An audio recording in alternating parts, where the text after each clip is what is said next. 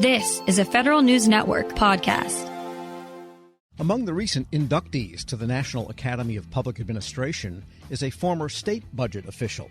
For how the federal government looks from a state point of view, we turn to that official, now the executive director of the National Association of State Budget Officers, Shelby Kerns. Ms. Kerns, good to have you with us. Thanks. It's great to be here. And I want to go back to your experience as the budget chief for the state of Idaho, not a big state and far from Washington. And I always wonder, given the programs that states administer that the federal government ultimately funds, and therefore state budgets kind of depend in part on what the federal government decides for you every year, what is it like relating to the federal government from the state level? That's a great question. In my experience, the boots on the ground state employees and the federal program employees, they have great relationships. They're always working toward common goals.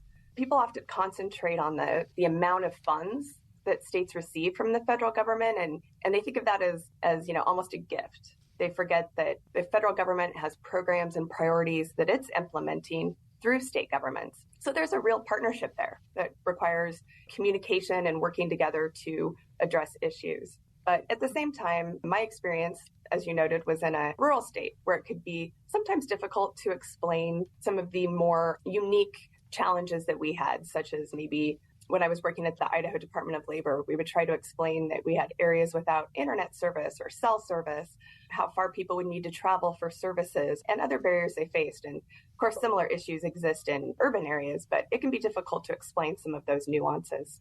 And of course, there's the political level. In the state of Idaho, sometimes maybe doesn't agree, as a body politic with some federal policies. Does that ever get in the way of just operating from a budget standpoint?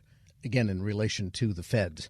Sure, it definitely can. It can make it difficult to put a budget together sometimes if you have maybe a governor and a legislature who are looking at that differently. But from a program perspective, a lot of times that tension plays out in which priorities the state wants to carry out on behalf of the federal government. And of course, they can do things their own ways. They can accept or decline federal funding. So we do see that play out a lot in all states. And the development of the state budget itself, my understanding is that states, I don't think any state, can do deficit spending the way the federal government can, but it can float bonds, but not to cover current expenses. So maybe talk about some of the contrasts between the federal budget development, which starts with the agencies and then turns into chaos when it gets delivered to the White House, and how the states operate, which is a June 1st fiscal year. We always say that if you've seen one state, you've seen one state. But in general, state agencies follow the same process as you see on the federal level. They submit funding requests, and then governors develop budget proposals, and legislatures pass budget appropriations. And then governors and executive branch agencies execute those budget appropriations, and the process sort of starts over. But as you noted, there are some really big differences. Typical state budget practices include that budget balance over a 1 or 2 year budget window, the regular budget adoption through a standard appropriation process. And there's also proactive planning for contingencies, including through reserves and stress testing. And of course, on the federal level, you have those regular annual deficit spending, and they have a 10-year budget window, and most spending is outside of the regular annual appropriations process.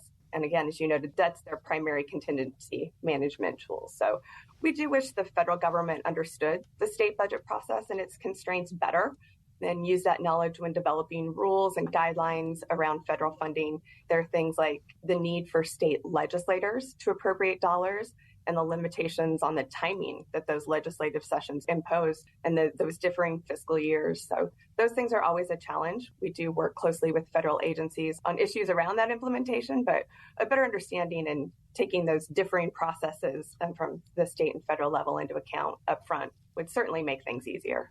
We're speaking with Shelby Kerns. She's executive director of the National Association of State Budget Officers and a new fellow of the National Academy of Public Administration.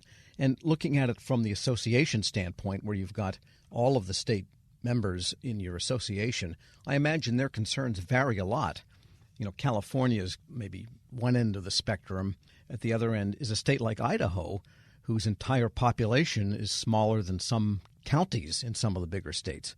That's true, but you'd be amazed at how, when you get a group of budget directors together, how similar the concerns are. Some of those top concerns that we talk about, of course, are the economy and what shocks could cause a downturn that impacts everyone. Budget stress testing, that is something that all states look at, and things like preparing for the end of these unprecedented levels of federal funding that states have seen since 2020. So states actively discuss and implement strategies for avoiding a fiscal cliff. That impacts all states, and they work on those things together. Yeah, and just to follow up on that idea, because the state legislatures themselves vary a lot. In New Hampshire, at least my experience there a long time ago, was literally a 30-day legislative session, and it was almost like farmer citizen legislators that go up to Concord, do their business and come home. Many of them went home each night to where they lived.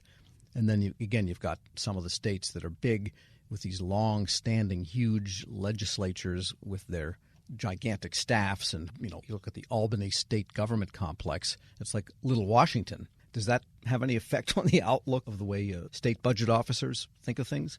Well, like I said, you see one state, but there are commonalities, and trying to put together the governor's priorities, trying to pass those priorities, whether you're doing it in a 3-month window or whether it's a year-round process with many iterations, there are more commonalities in that process and in the challenges you face than there are differences. So what are the top concerns then collectively for NASPO members, and what's your message to Washington, I guess to Capitol Hill mainly?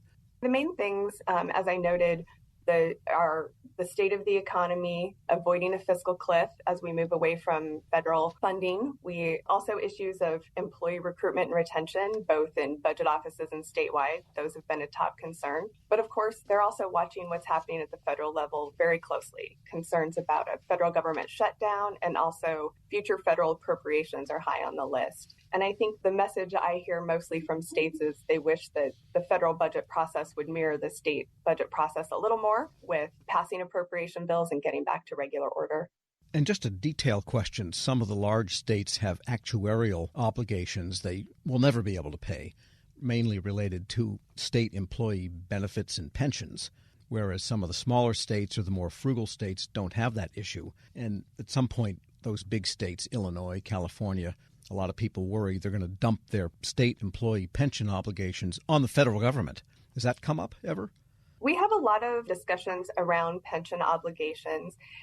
Through the last few years, states have enjoyed robust tax collections, and we've seen states make progress on making extra payments on their pension obligations. We've also seen many states take actions over the past, maybe 10-year window to provide greater certainty and really revamp how their pension systems work. So it's always on people's minds and something that they're actively working to address. And finally, what will you do in connection with the National Academy? What's your priority there? What projects will you plan to work on? I'm really excited about the work NAPA does around intergovernmental systems, and just that wealth of experience and passion among NAPA fellows is really energizing. So helping bridge that knowledge gap and improve the way federal programs and funding are administered will be my focus. I'm really looking forward to it. Shelby Kerns is Executive Director of the National Association of State Budget Officers and a new fellow at the National Academy of Public Administration. Thanks so much for joining me. Thank you for having me. We'll post this interview at federalnewsnetwork.com/Federal Drive.